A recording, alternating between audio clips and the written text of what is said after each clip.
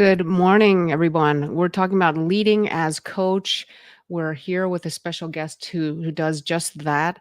My name is Dr. Elsie Coe, and we're talking about how organizations are finding, and especially in healthcare, and many organizations out there are finding it very difficult as the complexities are getting worse. And we have an aging population. There's a lot of issues with COVID that we need to learn how to lead as coach. What does that mean? And that's how you get transformation in your organization, transformation in your teams. Let me introduce Dr. Brian Clyne here to you. Hi, Brian. How are you? Hi, good morning. Thanks for having me, Thanks. Elsie. Thanks for being here. So let me just introduce you, Brian. Brian is the professor of emergency medicine at the Alpert Medical School of Brown University. He also is the vice chair for education for the emergency medicine department. He's an AOA fellow in leadership and also a leadership coach for healthcare professionals. What we're talking about are leading as coach. Let's talk about why that's so important, Brian, and then we'd like to go through the foundational skills. Sure, great. Well, first of all, thank you very much for having me on. It's a real privilege to be with you this morning. My And pleasure too. it might be helpful if I just started by just a personal anecdote about my exposure to coaching in my own healthcare organization. Several years ago, I was unexpectedly tapped to step in as the interim chair of a large department, and it was around that time that I enlisted the help of a leadership and performance coach. And at the time, I thought my coach was going to be giving me the answers. And what I learned first and foremost is I didn't really know what coaching was about. It wasn't what I had expected. It turns out that my coach was asking me a lot of provocative questions, and was not really directing me towards answers, but providing me with a lot of tools for self-reflection. And it turned out to be this really deep inward journey. I learned how to reframe my perspective. We talked about things we never really talk about in your professional lives, like, values and purpose. And we had some really thought-provoking conversations. My coach also imposed a fair amount of structure and encouraged action and accountability. And the more I got personally exposed to coaching as a coachee, I realized there was a set of skills that I might start to use and try to apply with others, team members, colleagues, people I was trying to develop in my own organization. And so that led to some further self-study. And then ultimately I went back and did a coaching certification program myself and started learning and starting to apply some of the coaching skills. So that's a little bit of the kind of the background about where how I got here. Yes, awesome. So why do you think, maybe let's talk about the different, I love your story here. Let's talk about the differences in the type of leadership and which can be translated into coaching. We're talking about how leaders can be more coach-like. Why is that? Does that translate into being a lot more efficient, a lot more, motivational for inspiring to our employees? How does that help? Yeah, I guess I want to first off just, I think a lot of us in healthcare are familiar with the concept of mentoring. That's kind of a fundamental part of our training experience. Getting advice, getting mentorship. Typically, that's from someone who's more experienced, who's been down the path that you might think you want to the path that you'd like to go down. It tends to be there tends to be a difference in sometimes age and experience. It can be a little hierarchical, and in some ways, when you're a mentee, you're expecting someone to do a little more telling. You want to get information. You want someone to not tell you what to do, but give you some real directive guidance. And coaching, at least the way I was trained, is more of a non-directive approach. And I want to make sure that your audience doesn't say, one is good, one is bad. They are on a spectrum of, all the roles that you might serve in as a leader, whether it's an advisor, a mentor, a coach, a counselor, a therapist, a consultant, that whole spectrum of support roles that exist as a leader. I they're very situational. And I think there's an article that came out that I think you had referenced, Yes, where, let's bring it up. yeah, From HBR, the styles of coaching, which I think can be translated into styles of leadership. yeah, and I think that that top right quadrant, which is, I think the lesson that that's telling us is, there are certain situations where, an employee, a colleague, a trainee needs to have more directive, more, being told what to do, and there are other times where it's more appropriate to be non-directive and provide that kind of provocative inquiry that coaches might offer. Right. Let me just interrupt you a little bit there, Brian, because I want to tell the audience what this graph is saying. On the y-axis, where it says more information put in, less information put in, it has to do with how much you, as the leader, as coach, is how much energy you're putting into it. So, are you being very directive? Are you being laissez-faire? Means all hands off, non-directive, or situational. And the x-axis has to do with how much are you pulling out of your employees in terms of how motivated are they? Are you getting less energy out of them, or are you getting more energy out of them? So what the point is not just being directive.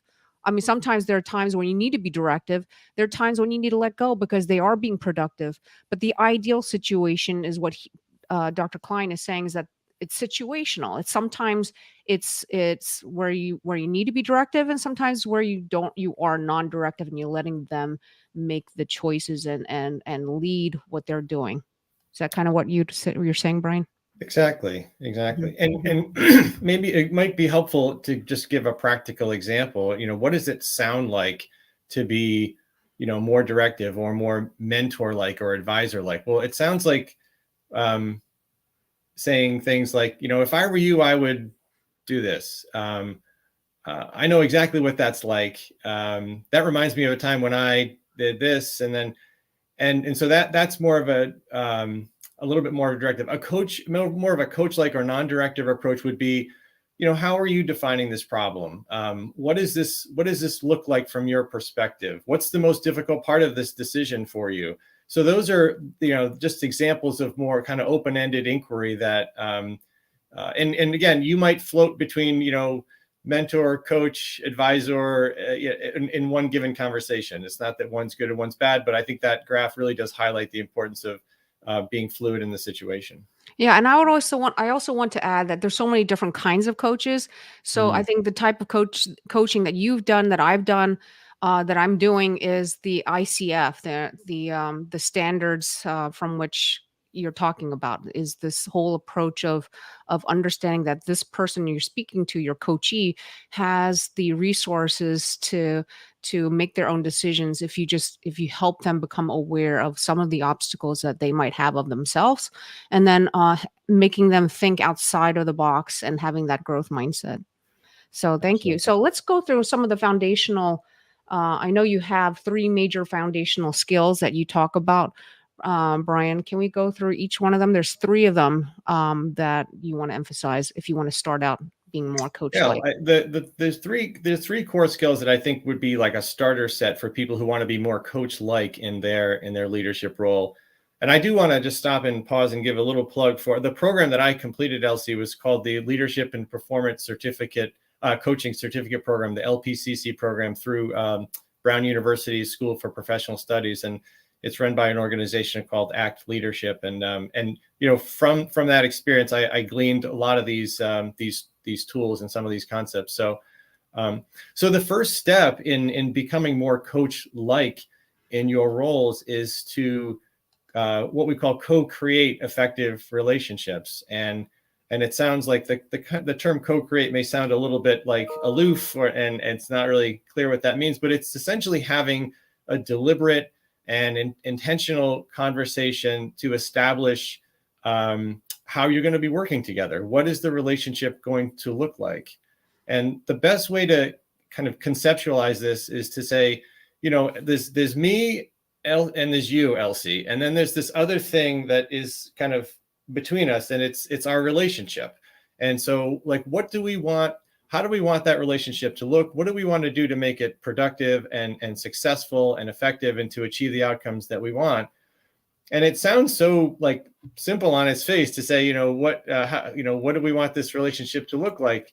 But think about how many times you've been involved in a team or worked with a colleague, and you really haven't had that kind of establishing the ground rules, outlining the relationship dynamics, setting expectations.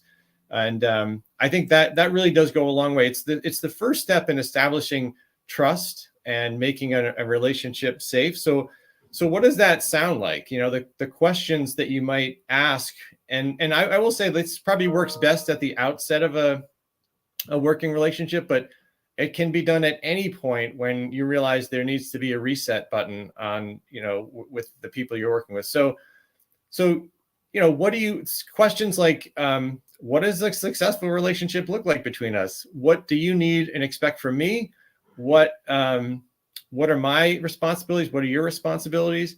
That kind of basic setting of, like I said, setting of the ground rules. How often do you want to meet and be updated? How do you like to receive feedback? How should we handle the inevitable conflict that might arise? And how will we let each other know if things are not working? I mean, these sound so like straightforward and simple, but I would ask your audience to just check it out in your own lives. How often, or how even now, when you think back to some of your work relationships, could benefit from some of these really clarifying questions. So co-creating the relationship is really the kind of the foundational tool to establishing trust, safety, and achieving your goals as a leader. So Brian, how are you doing that with your emergency room department? Are you using this co-creation with your employees or nurses, techs, or ancillary staff, or are you doing this with your direct reports? Who do you use this? I try to For? use it with whoever I can possibly use it with, but it comes up most for me when with the people that report directly to me in my educational role. Okay. So, a good example, excuse me, we hired a junior faculty member who just kind of stepped into a key educational role. We had these very conversations, and I will say that's something that takes practice. It's not something that feels natural right off the bat. Right. But once you start doing it and start to realize the importance of these just kind of these norm setting conversations, you start to do it in other spheres of your life. I've tried it at home. It works on your personal relationships as well as professional relationships. Awesome. Thank you. Should we go to the next one?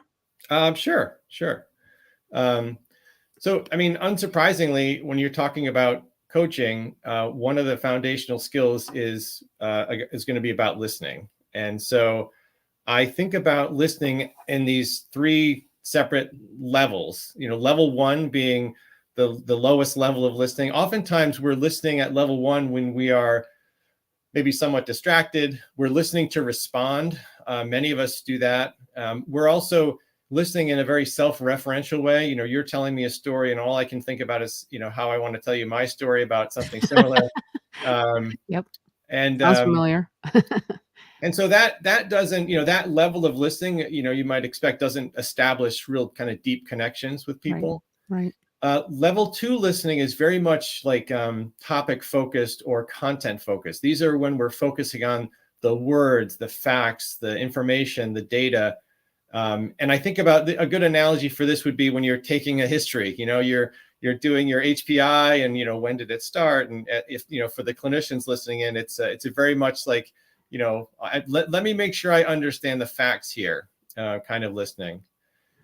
And then level three listening, which is where I think we should try to aspire to be as much as possible when we're working with as a leader and working with people, our trainees or coachees.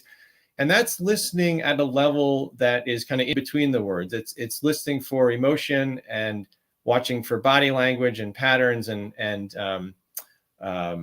what they're not saying. Yeah, listen. Yeah, what people are not saying. So it's these subtle nuances, and what that does is it just reframes your perspective, and so so what do these things sound like? I guess level one listening would be someone saying, "Oh, I had a similar experience. Let me tell you about my trip to my vacation." Level two is almost like rephrasing. I heard you. I heard you say this. Is that correct? Or the important pieces you mentioned here are, X, Y, and Z. But level 3 listening is really using these what we call sensing statements. I'm noticing that you really light up when you talk about this topic, or I'm sensing that you feel that you're frustrated. It sounds to me like, and you provide some kind of interpretation about what you're observing. And so, level 3 listening, you're not always going to be in level 3. It requires quite a kind of deep level of concentration. So, but to the extent that you can, train yourself to listen, not just for the facts, but for the spaces in between, I think you'll have much deeper connections with the people that you're leading. Yeah, and sometimes the level 2 listening helps draw out the level 3 listening, because sometimes rephrasing it and regurgitating the facts and let me help you let me see if I really understood what you said, helps that person to be you bring some security and comfort to that person in the conversation, to allow them to maybe even dive deeper into what they're trying to tell you, and then you can use the senses to really draw out what you're seeing. Exactly. Yeah. Level 2 is good for clarifying, clarifying. Let me make sure I do have the facts straight before I start jumping into any assumptions or, ill-advised interpretation. Exactly. Yeah. So which brings us to number 3, I think. Yeah. So number 3, once, if you're listening carefully, and again, if you want to be a less, more of a kind of a non-directive approach as a coach-like leader, the focus is on questioning. And so, what do we mean by powerful questioning? Powerful questions are characterized by they're very other focused. So most powerful questions in the coaching realm include the word you. What's important to you about that? What impact is this having on you? So they're other focused. They're usually open-ended. Ideally, they're open-ended. They're short. They're present tense.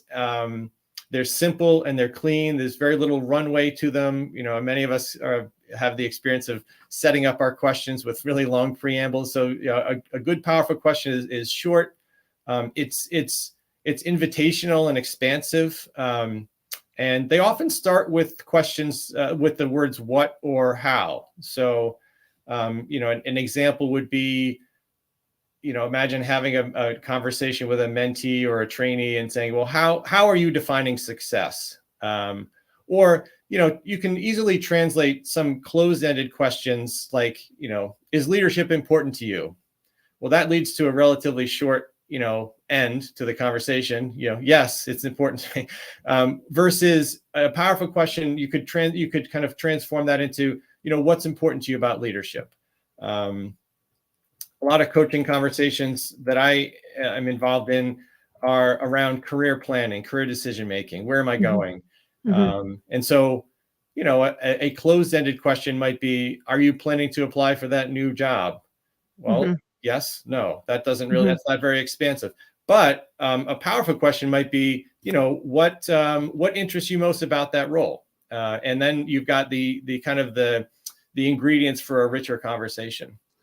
And when you're talking about, your direct reports and people you're overseeing within an organization and who's not where you're feeling stuck and things are not moving, um, I've heard also of the what you used as, well, what else can you do? What other things are you not thinking about maybe that you haven't been doing? And then there might be a pause and they think about it, well, I guess I could be doing this that we haven't, Hmm.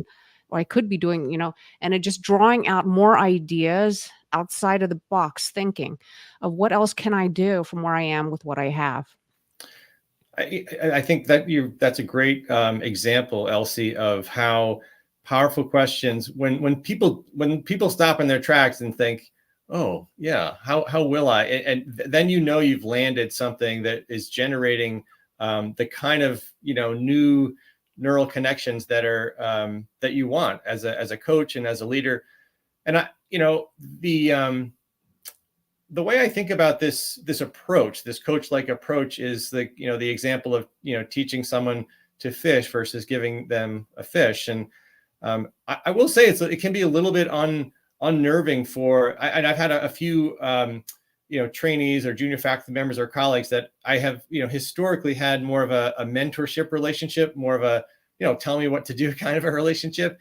And then once I started to employ these tools and ask them to really dig in and think about finding their own solutions, it was not very comfortable at first. I think several of them left feeling frustrated, like, wait a minute, I thought you were going to tell me how to do this, Exactly. and now you're Yeah. pushing me to figure it out. And so, but I think ultimately, if you're looking long term at how to develop people, and as you said in your introduction, have an impact on your organization, I think it serves everyone to be more coach-like at times to help develop people who can fish.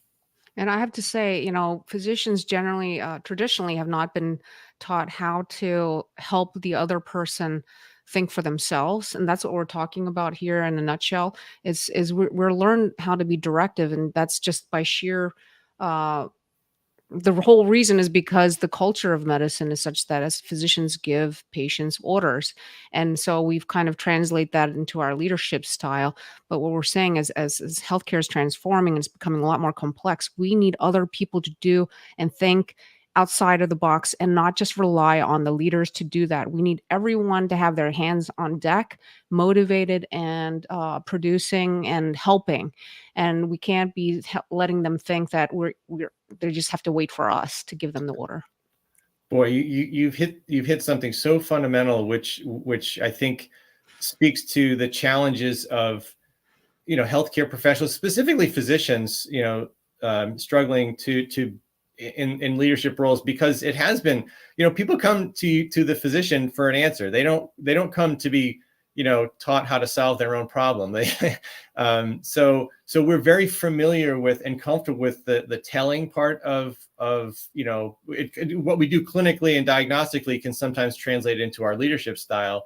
And I think there's a definite need for a reset to say, okay, when I'm dealing with situations that I'm not the expert, and I'm not I don't have to have the content knowledge. I'm trying to help another person solve a problem they've had challenges resolving on their own. How do I be less directive and more inquisitive? Yep, and it's not just I'm not just trying to say this is just physicians, and there's definitely people in healthcare world outside of physicians where this is a problem, and even outside of healthcare. But since this is a physician leadership podcast, that's why I'm bringing that up. So thank you so much for this interview. I really appreciate it. Happy Sunday, everyone. My name is Dr. Elsie Coe. I'm the founder of Lead Physician. If you're interested in getting leadership training for you or your physicians, please reach out to me when you go to this website, leadphysician.org, or you can email me if you have a topic on physician leadership that could be very helpful to physicians and healthcare professionals. Reach out to me at this email, info@drlcco.com. Do you have any last words of advice there, Brian, as we Oh close? boy, I didn't have any parting. It's Yeah, okay. I think just maybe just to summarize the three key things we've talked about here. One would be to work on co-creating your relationships, and I would encourage you not just at the outset of a relationship, but think about even some of your day-to-day work relationships that could use a redesign, and start with Yes. some of those basic questions. I have a one of my mentors is famous for saying, if you imagine every relationship as a living, breathing thing, and you acknowledge that every living thing makes waste, then sometimes you've got to clean up your mess. And so whether it's a new work relationship or it's one that's been long-standing, think about areas where you might try to co-create and redesign using some of those tools. I And love then that. focusing on trying to be in that level 3 listening, focusing on the spaces in between and using sensing statements. And then lastly, when you're finding yourself compelled to do more telling than asking, or ask a closed-ended question, stop and think about where a powerful question might be a useful tool to encourage someone else to develop their own insights. Right. Maybe just develop a couple of questions that you're automatically going to be able to say so that you don't have to think too much about what you're not doing. Thank you, Absolutely. everyone. Appreciate it. Until next Sunday, have a happy Sunday, everyone.